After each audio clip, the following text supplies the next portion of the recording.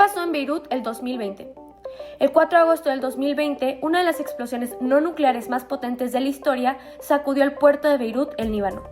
El desastre fue provocado por la ignición de aproximadamente 2.750 toneladas de nitrato de amonio que llevaba años almacenada de manera inadecuada en un depósito portuario.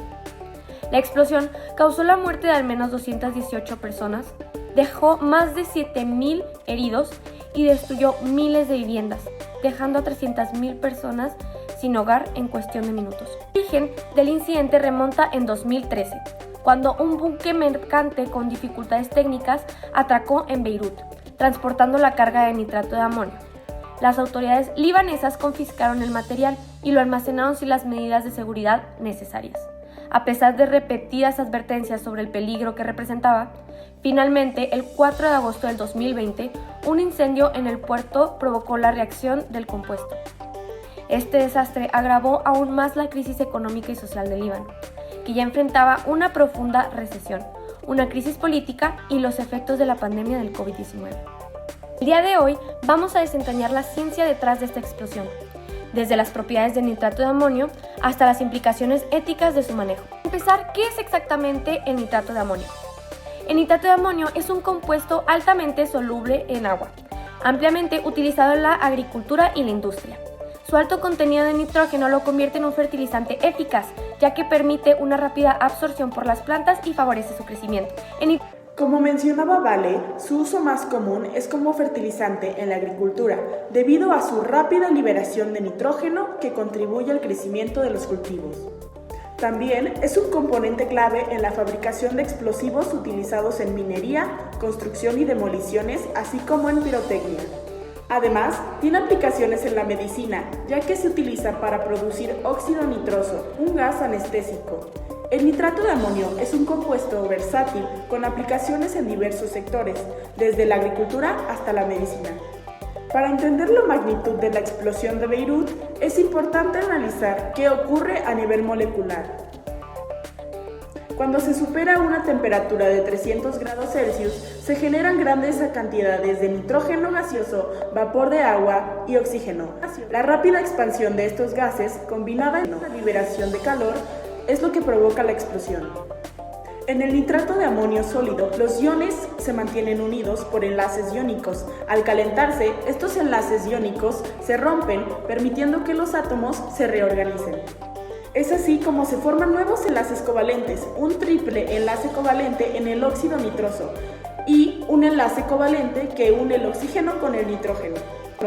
En la molécula de agua se forman dos enlaces covalentes que unen a dos átomos de hidrógeno. En resumen, la descomposición del nitrato de amonio implica la ruptura de enlaces iónicos y la formación de nuevos enlaces covalentes, generando una gran cantidad de energía en forma de calor y gases, lo que puede resultar en una explosión devastadora. Escuchamos tu reporte, Fernanda. Muchas gracias. Nos pareció muy interesante. Ahora, para continuar con la parte química, ¿qué propiedades físicas tienen los compuestos resultantes de la descomposición y por qué? Primero que nada, como ya se había mencionado anteriormente, se sabe que hay tres productos resultantes de la descomposición del nitrato de amonio. En este caso son el nitrógeno diatómico, el agua y el oxígeno diatómico. Estos tres compuestos se presentan en esta situación en estado gaseoso. Primero que nada, para hablar sobre el nitrógeno y el oxígeno, se presentan como gas a temperatura ambiente.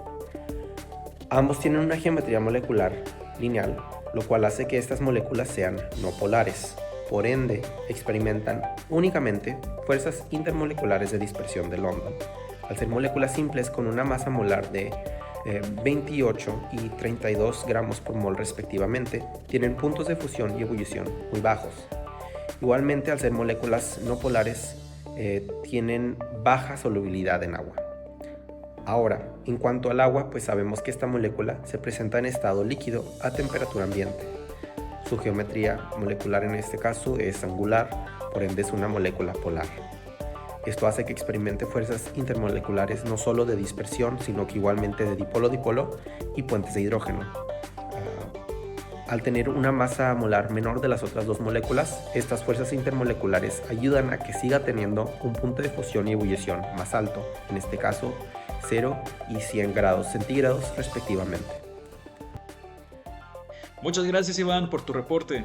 Ahora, cambiando un poco de tema, pero manteniendo la parte científica, ¿cómo se debe manejar y almacenar este tipo de reactivos? Bien, el nitrato de amonio se debe mantener en un recipiente cerrado herméticamente y almacenado en un lugar fresco, seco y ventilado. Se debe conservar separado de combustibles, compuestos orgánicos u otros materiales fácilmente oxidables. No se debe almacenar sobre pisos de madera y en caso de derrame se debe retirar y desechar el compuesto. No debe ser depositado de nuevo en su envase original. Almacenar a temperatura preferiblemente debajo de 30 grados y evitar almacenar por encima de los 54 grados centígrados. Y bien, para finalizar, aquí una reflexión acerca de la ética profesional en el uso de compuestos químicos. Por lo visto, no solo en Beirut, sino en diversos acontecimientos de muchas partes del mundo, la ética de las empresas al manejar compuestos químicos se ha visto pobre en muchos casos, por lo que es necesario que sigan el ejemplo de empresas que sí siguen protocolos de seguridad, estén informados sobre el manejo adecuado de sus compuestos, asegurarse de tener la propia infraestructura y el equipo adecuados y tener protocolos de acción ante emergencias. De igual manera, es necesario que los gobiernos vean primero por el bienestar de sus ciudadanos e impongan lineamientos rígidos a las empresas para que lleven un adecuado control y cuidado de los químicos que manejan y los procesos en los que los utilizan, como lo es en el caso de Islandia, Suiza y Noruega. Hasta aquí mi reporte, que tengan un lindo día. Gracias. La explosión de Beirut fue un recordatorio trágico de los peligros que pueden surgir del manejo inadecuado de sustancias químicas. Es fundamental que aprendamos de esta experiencia y tomemos medidas para prevenir futuros desastres. Esperamos que este reporte haya sido informativo y que haya generado conciencia sobre la importancia de la seguridad química. Muchas gracias.